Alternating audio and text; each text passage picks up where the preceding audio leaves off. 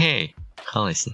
Сенімен бірге Франики. Бүгін саған маған тіркелсең, мен саған тіркелем деген сияқты комментарийлердің пайдасы бар ма, жоқ па айтатын боламын. Яғни айтқанда, займа подписка туралы айтатын боламын. Бұл тақырып сені қызықтырса, go до конца. Кеттік. Сен интернетті қарай отырып, мынандай адамдарды байқамауы мүмкін емес.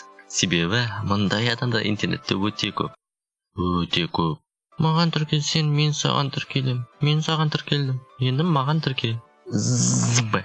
Уже? Бұл саған ешқашан көмектеспейді. Бұл подписчик жинауды ең сорақы түрі. Баса жоқ, бұл сенің подписчик санын көбейтеді. Тек қана санын. Егер де ол адамды сенің жасап жатқан контентін қызықтырмаса, оның не пайдасы бар? Ал енді тіркелдім деді. Ол да саған тіркелді. Егер ол бір видео шығарса, сен оның видеосын қарар ма едің? Жоқ па? Онда ол не үшін сенің контентіңді қарауы тиіс? Бұл дұрыс емес, шынымен накрутка жасағанмен бірдей. Ал накрутка ол ешқашан пайдасын тигізбейді. Уақыты келді. Сол маған тіркелсең, мен саған тіркелем деп уақыт қанша, сол уақытта качественный жаңа контент жасауға қой. Сені байқайды. Бір күні болмасын, бір күні сенің видеоң интернетте жаратын болады. Сол уақытта сенің контентіңге қызыққан адамдар саған тіркеле бастайды. Сол уақытта сен сапалы подписчикті жинай бастайсың.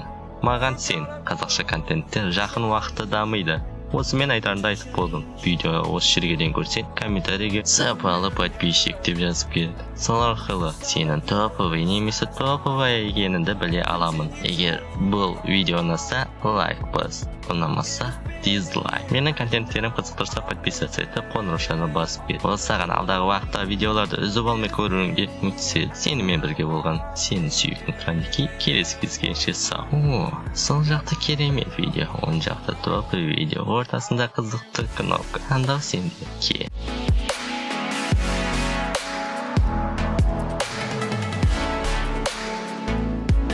that I'm